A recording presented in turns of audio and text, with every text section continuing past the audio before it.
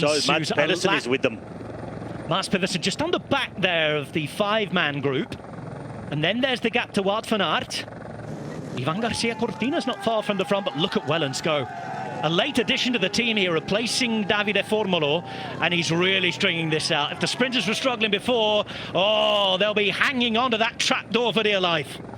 Well, I think this is the replacement that UAE needed to get in the team, with the punch that Tim Wellens has got, the speed that he can generate to get Tadej Pogacar into position and then stretch the field out. And Pogacar, he is just hovering, waiting for the moment they'll come around this next left-hand bend. There's a little kicker and then it's pretty much all straight towards the top of the Poggio, but that's the time to go. It's where the road kicks up in gradient. One last tough time, and that's where you can make the gaps. The heads are starting to go between the shoulders. Pedersen, Matej Mohoric is just hanging onto the wheel there. Wout van Aert back in about 8th place, and then behind him it splits.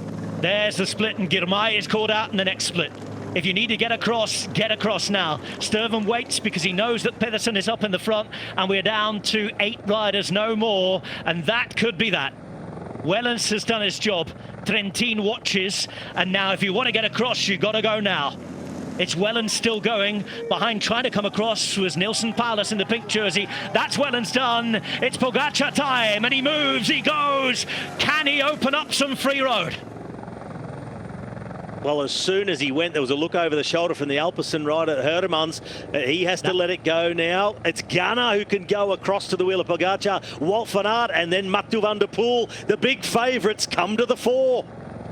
It is Tadej Pogacar in the white and black. Just behind him you can see in the red jersey Filippo Ganna. And then it's still that 1.5 bike lengths that have to be made up by Wout van Aert. Van der Poel is just about hanging on everybody else. Unless there's a slowing up, you can count them out. We're approaching the top of the Poggio. The wind is blowing an absolute gale. And it's Tadej Pogacar who once again is going. This time he kept his powder dry. He saved it for one big move on the Poggio. He's been able to distance everybody, apart from these 3. Yeah, and he would be, I think, maybe happy to go to the finish with Ganna, much less happy to go to the finish with Wout van Aert and Mathieu van der Poel. He's making as hard as possible. Here's Mohoric, Mats Pedersen, and Hermans then. Søren Kragh. Søren Kragh is a 3rd rider. Søren Kragh is a 3rd rider in the blue. 5.5 kilometres, and now it's Van der Poel who makes his move. Van Aert is the one struggling. Pogacar's trying to respond, and Mathieu van der Poel is having one of those days. Wow. You could see through Tirreno Adriatico he was on the up. He won the Cyclocross Worlds. He needed a bit of time to recover, get his road legs, and he has pounced. Over the top of the Poggio he goes. If he holds this gap, he could be about to join his granddad as a Milano-San Remo winner. He hasn't got a huge gap, but neither did the man who's about to come around the corner this time last year. Matej Mohoric being followed by Mats Pedersen, and of course the teammate of the man out in front. This is Mathieu van der Poel on the left-hand side. He's already a winner on a couple of occasions to the Ronde van Vlaanderen. This is one that'll be hoping to add to his palmarès. He's got 5 kilometres to survive, but it's not over yet, Robbie McEwen. No, well, it's that age-old battle, isn't it? Van der Poel versus now Wout van Aert, who's gone to the front in the chase group behind with Ganna and Tadej Pogacar. Van der Poel, he needs to nail every entry, every apex and every exit hard on the pedals. Huge power out of it to try and open this gap. Wout van Aert swings wide, dives through the apex. They can see him all the way down. Van der Poel, he'll be hoping that there's a little bit of, well, less cooperation in the group, and Ganna was just losing the wheel out of the corner. Perfectly around. There are few better bike handlers than the man in the blue jersey. But is he gaining anything? Wout van Aert is still in the game. The greenhouses glisten. And they'll be looking down as they take those risks and fly around the corners. It's Mathieu van der Poel, it's Wout van Aert, but this is not the cyclocross field. It's the first monument of the season, and there's just under 4 kilometres to go. But look at the pressure that Ganna is under. He's losing lengths to Wout van Aert in every corner. As Van Aert, he knows if he doesn't go full risk, he will not get near Mathieu van der Poel. They've been in this situation so many times in their careers, mostly in the mud and across the grass and the gravel. Now it's on the Poggio de San Remo, the descent down to the finish line on the Via Roma, and Mathieu van der Poel, he'll be thinking of his grandfather Ramon Pulidor in 1961. Oh, how he would love to have a matching win. Over 60 years have passed. Wout van Aert, though, trying to put that pressure on the pedals, trying to make sure he can come across. Let's not forget that with just over another kilometre to go until we get to the bottom of this descent, and then those almost interminable, difficult 2 kilometres. You don't see the finish line until you get to the fountain. The crowd waiting on that line start to see the first riders emerge. Will it be 1 or 2? Will it be a big group? This time it's going to be the former. This time it looks like it will be Mathieu van der Poel with that explosive move on the Poggio that looked very similar to the one we saw when he blasted off to Strade Bianche success the other year.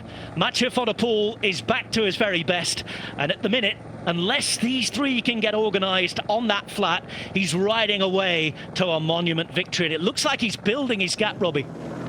The gap is opening to Mathieu van der Poel. Ganna and Pogacar have come back to the wheel of Wout van Aert. And Mathieu van der Poel is his head down. Everything he's got. The gradient of descent has evened out. Now he's almost at the bottom. When you swing off the bottom of this descent, it's an incredibly long 1.2 kilometres through to the final kilometre. And they will see him dangling in front, but the cooperation not there at the moment. Ganna looks over the shoulder. Pogacar now comes through to the front. At the bottom of the Poggio, 2.2 kilometres to go. Mathieu van der Poel out in front. Pogacar, Ganna and Van Aert speed off the ramps and onto the flat. They have to be mates. They have to get organised. Otherwise, it's a Dutch victory for the first time in almost 4 decades. Well, I'm going to say now, Rob, it wouldn't matter how organised they are, they will not catch this man, barring incident or accident for Mathieu van der Poel. He targeted this race. He built himself up slowly after winning the Cyclocross Worlds. Strade Bianche was a struggle. Tirreno Adriatico was a perfect training opportunity, a couple of big lead-outs to help his teammate to the win, because his mind was on this race. Milano-San Remo, and Van der Poel over the top on the climb of the Poggio, gapped them, dived down the descent. He will win on the Via Roma, and these guys will be fighting it out for second. It's 6 seconds with just over a kilometre to go. Ganna fights, gives everything. Wout van Aert wants to be in the mix as well. A look behind. How far are they behind them? Little will it matter, because he's approaching the famous fountain now in front. And the city of the famous festival is going to hear a Dutch song after the finish line, I think, for the first time since the 1980s. There is that turn, and now they see there's one rider out in front in the lead. His name is Mathieu van der Poel. The first monument of the season, the longest of long days. Energy saving, tactical acumen, but you have to have the punch and the power on the Poggio. Mathieu van der Poel had every little bit of those. He sees the finish line ahead, he powers away, a look behind, and he cannot see anybody. This is his race, 6.5 hours of racing. Van der Poel last year became the first Dutchman to step on the podium since Frans Maassen in 1989. It's now been nearly 4 decades since a Dutchman won San Remo, and Mathieu van der Poel is going to do exactly what his grandfather did in the 1960s.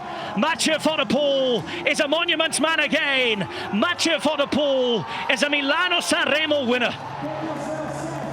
Behind the battle of a second, and it's Filippo Ganna who looks like he might take it. A big sprint from the Italian, a podium place for Van Aert, 4th place for Pogacar, but all the headlines go to Mathieu van der Poel. Dutch success. Behind, his teammate will win the sprint. Great ride from Søren Kragh, but Mathieu van der Poel does what Kalper did in 85, Ras did in the 70s, and Den Hartog managed a decade earlier. Mathieu van der Poel is a Dutch winner of Milano-San Remo.